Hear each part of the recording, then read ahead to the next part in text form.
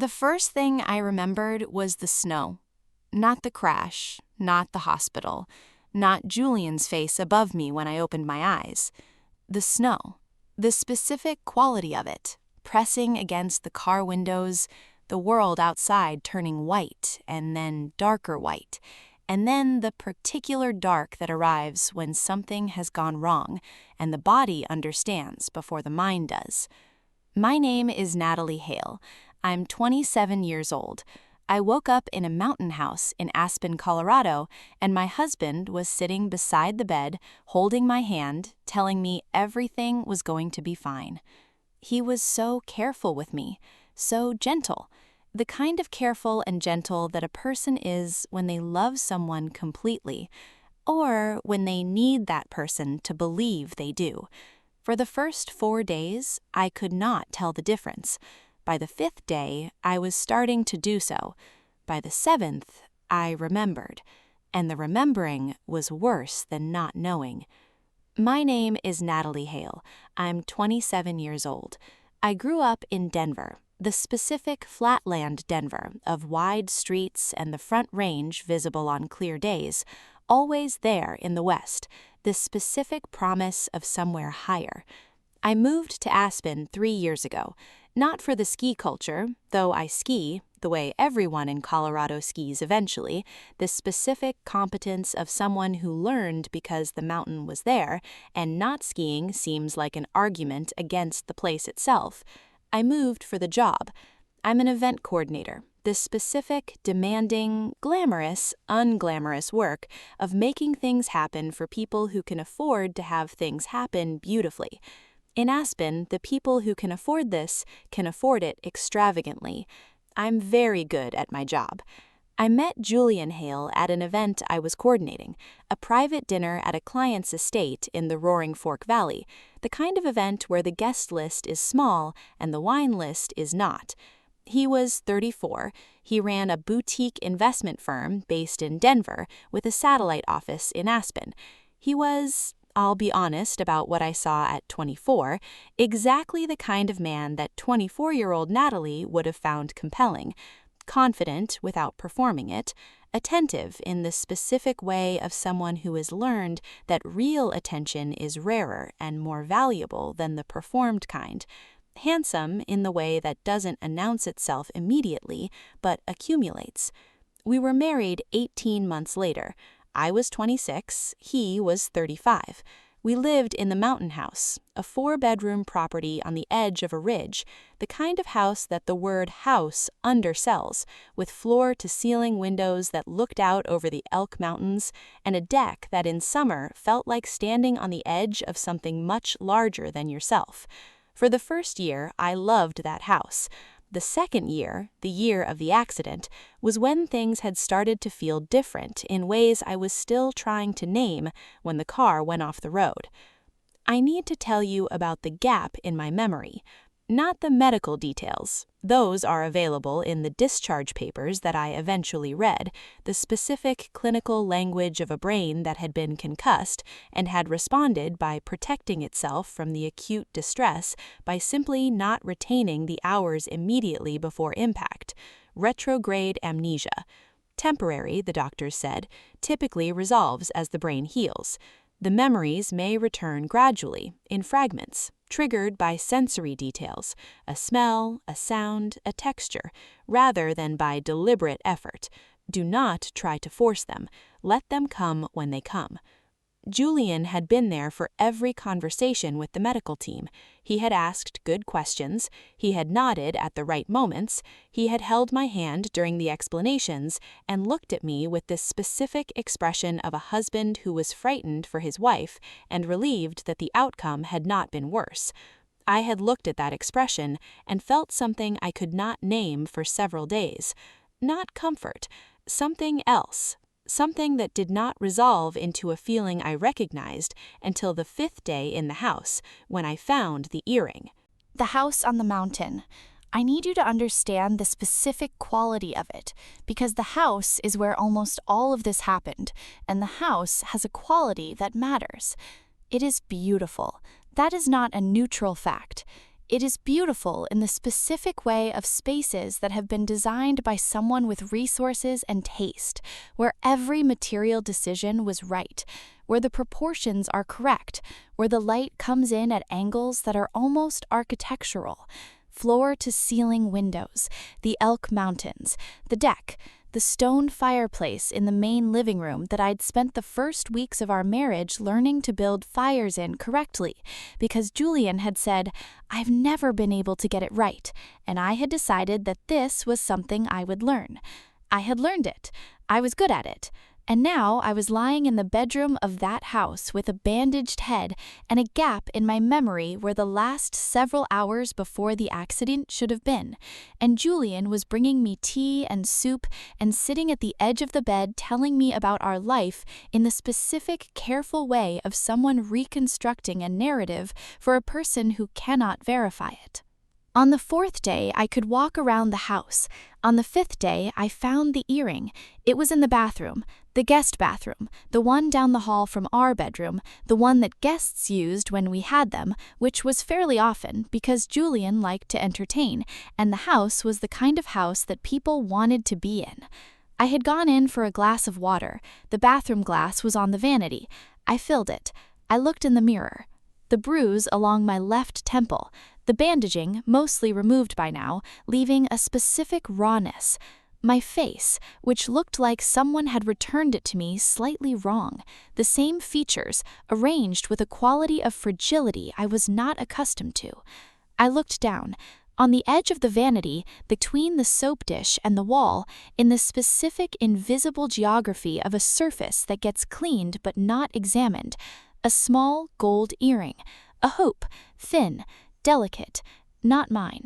I know my jewelry like I know my handwriting, specifically, immediately, without having to think about it. This earring was not mine. I picked it up. I held it. I thought about the guest bathroom, about who had been in it, about when it might have arrived on this particular edge of this particular vanity. I thought about the gap in my memory, about what might be in that gap, about Julian downstairs making soup. I put the earring in my pocket. I went back to the bedroom. I lay down, and I began very quietly to pay a different kind of attention. Julian brought dinner at 7. He set the tray on the side table. He asked how I was feeling. He adjusted the pillow behind me with the specific, careful attention that had not left him since the moment I woke up. He was so good at this, so thorough.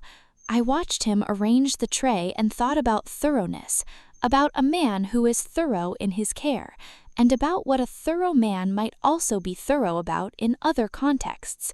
Julian, he was pouring water. Who was here last week? Before the accident. Did we have guests? He looked up. The specific quality of his expression in that moment. Not quite surprise, something more controlled than surprise. The expression of someone receiving a question they had been thinking about and had a prepared answer for. Not last week, he said. Margaret and Theo were here the weekend before, but they left on Sunday. The weekend before? I said. Yes. And the week before the accident, it was just us. Just us. He handed me the water glass. He smiled. I took the glass. I held the earring in my pocket, and I thought, the guest bathroom, just us, an earring on the vanity that is not mine. One of these things does not fit with the others. I started noticing things on the 6th day. Not because I was looking for things to notice, or not exactly, because my mind, healing, was returning to its normal mode of operation. I am a person who notices details. It is what makes me good at my job. The ability to see a room and understand what is wrong with it before the client can articulate it. The ability to track 20 things simultaneously and know which one is about to become a problem. That capacity had been dimmed by the concussion. On the 6th day, it started coming back. I noticed. The guest bathroom had been cleaned very recently, not just tidied, cleaned with the specific thoroughness of someone removing evidence of recent occupancy. The towels were unwrinkled in the way of towels that have been folded and placed rather than used and returned. The soap bar was dry and positioned at the exact center of the dish. except for the earring, which had been missed. The specific vulnerability of a thorough cleaning. You can clean a surface perfectly and miss the thing that has slipped between the surface and the wall. I noticed. Julian's phone was never left on the kitchen counter or the coffee table in the way that phones are left when their owner is comfortable in their own home. It was always in his pocket, or on his person, never simply placed. I had not registered this before as unusual. I registered it now. I noticed. When he thought I was asleep, Julian had a specific quality of stillness that was different from his normal presence. I had woken once at 3 a.m. to find him sitting in the chair by the window, not reading, not on his phone, simply sitting, with the expression of someone who is thinking about something very specific and very carefully. I lay still and watched him through half-closed eyes. He did not notice me watching. The message arrived on the 7th morning, not on Julian's phone, on mine. Julian had given me my phone on the 3rd day. Reluctantly, I thought, with the specific hesitation of someone who is doing the right thing but wishes the right thing were different. The doctor said not to overstimulate, screen time, bright lights. I know what the doctor said. My phone, Julian. He had given it to me. I had used it carefully, briefly, for the first several days. Messages to my mother, a call with my office to explain the absence, nothing that required the specific executive function that was still recovering. On the 7th morning, I had a notification I had not seen before, a message from a number not in my contacts, received the day of the accident, 5 hours before the crash. 3 words. Did you tell him? I read it 4 times. Did you tell him? Tell him what? I looked at the timestamp, 11:47 a.m. The accident had been at 4:52 p.m., 5 hours. In those 5 hours, in the gap, in the space where my memory should be, someone had sent me a message. Did you tell him? And I had not responded. Or I had responded and the response was gone, deleted possibly in the chaos after the crash, in the gap between the accident and waking up in the mountain house. I sat with the phone in my hands. Did you tell him? Tell Julian about something that this unknown number, this person who knew me well enough to know there was a him to tell, thought I might have told, or was asking whether I had. I did not tell Julian about the message. I want to explain this decision because I think it is the most important one I made in the mountain house. If I told him, if I showed him the message, asked him to explain it, 2 things would happen. Either he would not know what it meant, in which case we would reach the end of the conversation no closer to understanding what was in my gap, or he would know what it meant, in which case I had just shown him what I had found and given him the ability to respond before I understood what I was responding to. I needed to understand first. I was an event coordinator. I had spent 3 years managing situations where the sequence of information mattered enormously. You do not reveal what you know until you know what you're revealing. I kept the message. I kept the earring, and I began to think about who might have sent it. The memory fragments started on the 7th evening. Not full recollection, fragments, the way the doctors had described, triggered by sensory details. I was in the living room. Julian had made a fire, the stone fireplace, the one I had learned to build fires in correctly. Except Julian had done it. He did it differently than I did. The log placement slightly wrong, the airflow not quite right. It was a good fire, but not as good as mine. I sat in front of it, and something came. Not the accident, the kitchen, the mountain house kitchen the morning before, or what I understood from the fragment to be the morning before. Julian on the phone, his back to me, his voice lower than it needed to be for a normal call. The specific quality of a voice that has dropped its register, not because of ambient noise, but because of what it's saying. And then the fragment ended.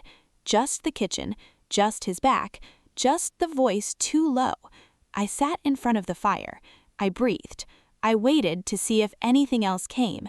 Nothing came that night, but the kitchen had, and the kitchen was the beginning. On the 8th day, I called the number that had sent the message. Julian was outside on the deck. I could see him through the window, his back to me, looking at the mountains. I dialed. It rang 3 times. A woman answered. "Natalie," she said.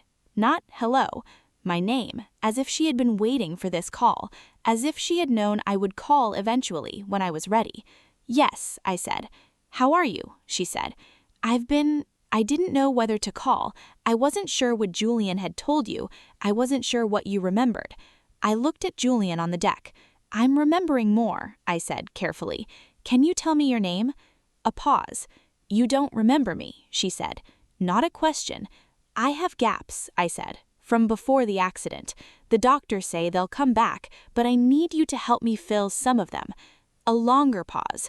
"My name is Claire," she said. "I'm your friend, or I was. I've known you for 4 years. Claire," I said. "You called me the morning of the accident. You were crying. You told me what you found. And I asked you, in the message, I asked you, 'Did you tell him?' I said. 'Yes,' she said. 'What did I find, Claire?' The pause before her answer was the longest of the call, and when she told me, I understood why the gap existed. Claire told me, not everything at once, in the specific, careful way of someone who has been holding something for 9 days and is releasing it with the attention it deserves. The morning of the accident, I had called her at 9 a.m. I had been crying, not the performed kind, the functional kind, the crying of someone who needs information out of their body so they can think clearly. I had found something on Julian's computer. I had not been snooping. I had been looking for a document we shared, something about a property renewal, something I needed for a vendor conversation. Julian's laptop had been open, on the screen, an email thread. Not a single email, a thread. Months of messages between Julian and a woman named Serena. Not business correspondence. "How long?" I asked Claire. "You said the thread went back 8 months," she said. "That's what you could see on the screen. You didn't look further." 8 months. 8 months of a thread. While I had been learning to build fires in the stone fireplace, while I had been coordinating events in Aspen and coming home to the mountain house and believing that the specific quality of quiet that had entered our marriage in the 2nd year was simply the settling that marriages do.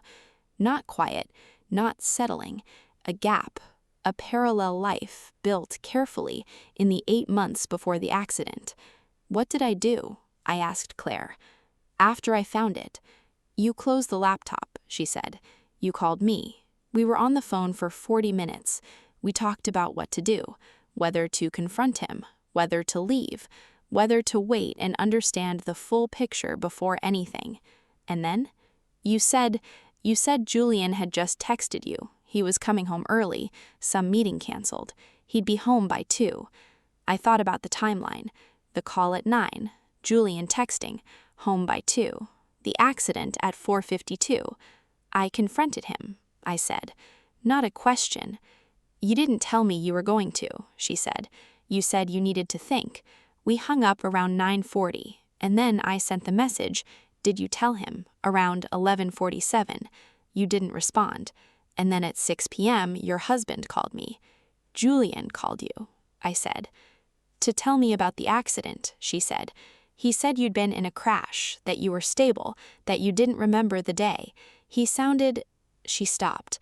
"He sounded relieved," she said. I know how that sounds, but he did. He sounded like someone who had been very frightened and was now relieved, and I didn't know what to do with that." I sat with the fire. Julian calling Claire. This specific sequence. I found the email thread. I called Claire. Julian came home early. I confronted him. The accident happened. Julian called Claire to tell her. The accident happened. Between the confrontation and the call to Claire. "Julian came home at 2, I said. We had the conversation, and then I was in the car." "Yes," Claire said. "That's what I think happened. I don't know what was said. I only know the sequence." I knew more than the sequence, because while Claire was talking, a fragment had arrived. The kitchen again, but further in, Julian's face this time, and mine, and words. The full memory returned on the 9th night, not gradually, all at once. I was in bed. Julian was asleep beside me. The mountain house was quiet in the specific quality of a house at elevation in winter, a quality of silence that is not empty but dense, the silence of snow and altitude. And it came, the whole day, the laptop, the thread, the 8 months, the name Serena, Claire's voice on the phone, 40 minutes, his text, home by 2, Julian coming through the door, the conversation, which I will not reproduce in full because some of it belongs only to the two of us and to what remained of our marriage in those hours, but the shape of it. I had shown him the thread on the laptop. He had looked at it and looked at me, and he had said, not denial, he had not denied, he had said, "How long have you known?" As if the discovery was a negotiation, as if my knowing was the thing to manage. I had left the house at 3:15. I had gotten in my car. I had been driving toward Aspen, toward town, toward anywhere that was not the mountain house with Julian in it. It had been snowing for an hour. The road was the specific treacherous kind of mountain road that is safe when driven carefully and catastrophic when driven by a person whose hands are shaking and whose eyes are not fully on the road because the road is not what they are thinking about. The car had gone off the road at 4:52 p.m., into snow, not off a cliff, not violently enough to be more than it was, but enough. A concussion, a gap. 9 days in the mountain house with the man whose question, "How long have you known?" was the last thing I heard clearly before the snow. I lay in the dark beside him. He was asleep. His breathing was regular. I looked at the ceiling, and I made a list. In the morning, I called Claire again. Julian was in the shower. I stood at the window, looking at the mountains, and I told Claire that the memory had come back. She was quiet for a moment. "All of it?" she said. "All of it," I said. "How are you?" I thought about that question. "I remember," I said. "That's different from how I am. Those are two different things." "What are you going to do?" I looked at the mountains, the specific quality of them in winter morning light, the Elk Mountains, the view I had looked at for 2 years from this window, the view that had been part of what I thought I was building when I said yes to Julian Hale in a restaurant in Denver when I was 25. "I'm going to be careful," I said. "I'm not going to do what I did on the road. I'm going to be careful, and I'm going to do this correctly. Do you need me to come?" I thought about it. "Not yet," I said, "but soon." The shower had stopped. "I have to go." "Natalie," Claire said. "I know," I said. "I know, Claire." I hung up. I put the phone in my pocket. Julian came into the room. He looked at me. "How did you sleep?" he said. I looked at him. "Better," I said. "I'm remembering more." Something moved in his face, the specific movement of someone who has been managing a situation and has just understood that the situation has changed. "That's good," he said. "That's good, Natalie." "Yes," I said. "It is." I called my attorney that afternoon. Julian had gone to his office.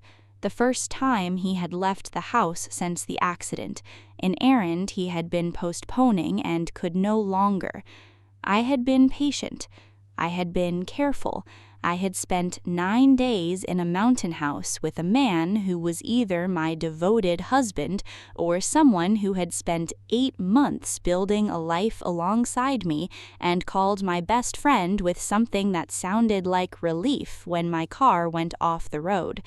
I did not know with certainty which of those things was true.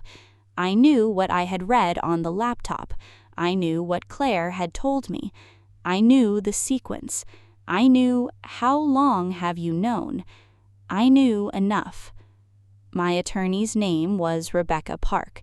She had handled a prenuptial agreement for a colleague 2 years ago and had been described to me as the kind of person you want knowing your business before your husband does. I called her. She answered on the second ring. "Rebecca," I said, "my name is Natalie Hale. I need to speak with you urgently. I'm in Aspen. I was in an accident 9 days ago, and I need you to understand the full situation before my husband comes home. Tell me everything, Rebecca said. I told her, starting with the laptop, ending with the earring, every detail, in sequence, precisely, the way I managed events, the way I managed everything. I left the mountain house on the 14th day. Not dramatically, not in the middle of the night, on a Tuesday morning, with a bag I had packed the evening before, with Claire in the driveway in a car she had driven up from Denver, with the earring in my coat pocket, because Rebecca had said to keep it, that physical evidence of another person's presence in the house was potentially relevant. Julian was in the kitchen when I came downstairs with the bag. He looked at the bag, he looked at me. Natalie, he said. Rebecca Park will be in touch, I said. She's my attorney. Please have yours contact her. You don't, he started. Julian, I said. He stopped. I remember everything, I said.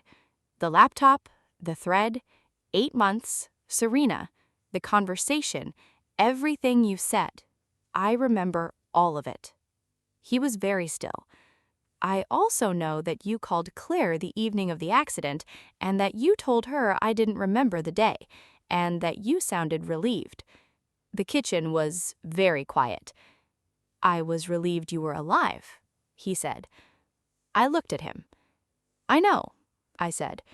I believe that, but that's not what Claire heard in the voice, and I think you know what she heard. He did not say anything.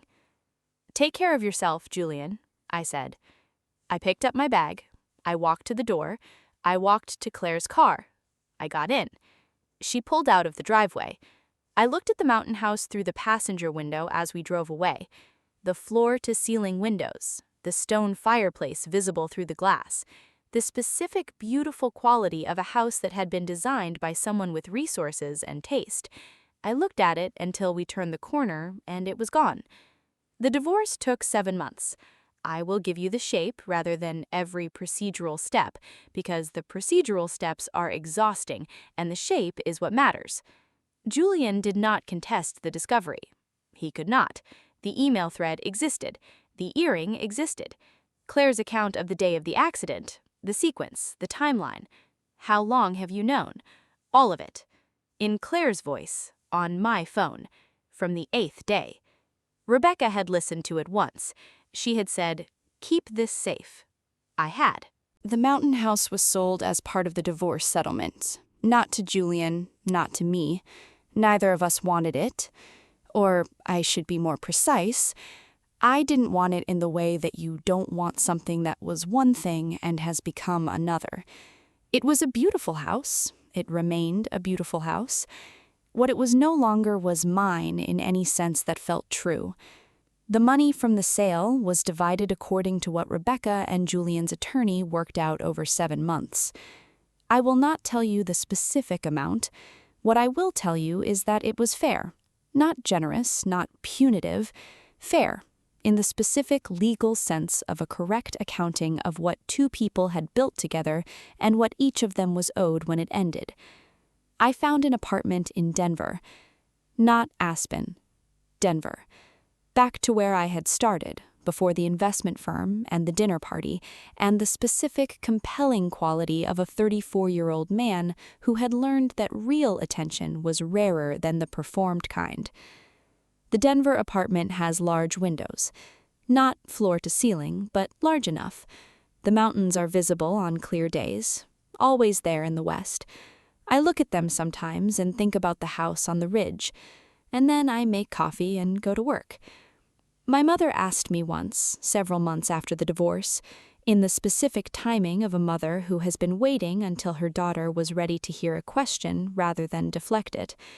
She asked, "Do you think the accident changed things, or just accelerated them?" I thought about it honestly. I think, I said, that the accident removed the ability to pretend. Not from me, from Julian. He had managed something for 8 months, And then my memory was gone, and he had a chance. He had the house, and me, and my not knowing to manage it longer. "But you remembered," she said. "I remembered," I said. "Do you think he hoped you wouldn't?" I thought about the phone call, Julian calling Claire, the specific quality of relief that Claire had heard in his voice. "I think," I said carefully, "that he was genuinely glad I was alive, and I think that alongside being glad I was alive, he was glad that I didn't remember the day. And I think those two things can both be true simultaneously, and neither one cancels the other. People are complicated." My mother looked at me. "You're very fair to him," she said. "I'm trying to be accurate. That's different from fair." She took my hand. "You're going to be okay," she said. "I am. I was okay 9 days after an accident on a mountain road in a snowstorm. I'm going to be okay after a marriage ended." She smiled. "That's my girl. That's the whole story, or the part I'm ready to tell. I want to say something about memory, about the specific, strange, protective thing that a mind does when it encounters something it is not ready to hold. My brain protected me from the hours before the accident, from the laptop, from the thread, from the conversation. It took those hours and set them aside. Not permanently, the doctors had said, temporarily, while healing. And then it gave them back, piece by piece, fragment by fragment. The kitchen, Claire's voice, his question, the whole day. The mind decides what you are ready for, and when you are ready, it gives you what you need. I was ready on the 9th night, not because I was healed, because I had the earring, and the message, and Claire, and Rebecca. Because I had built in those 9 days enough to hold what was coming. You do not receive difficult truths in a vacuum. You receive them when you have built enough around them to make carrying them possible. My body went off the road on a mountain in a snowstorm. My mind brought me back when I was ready. And I was ready because I paid attention. To the earring on the vanity, to the phone in his pocket, to the stillness at 3 a.m., to the quality of relief in a phone call that should not have had relief in it. I paid attention, and then I was careful, and then I did it correctly. I am in Denver now. My windows face west. The mountains are there on clear days, and I am still 27 years old, with a great deal of time to build something that does not have a gap in it, something true from the beginning. Thanks for listening.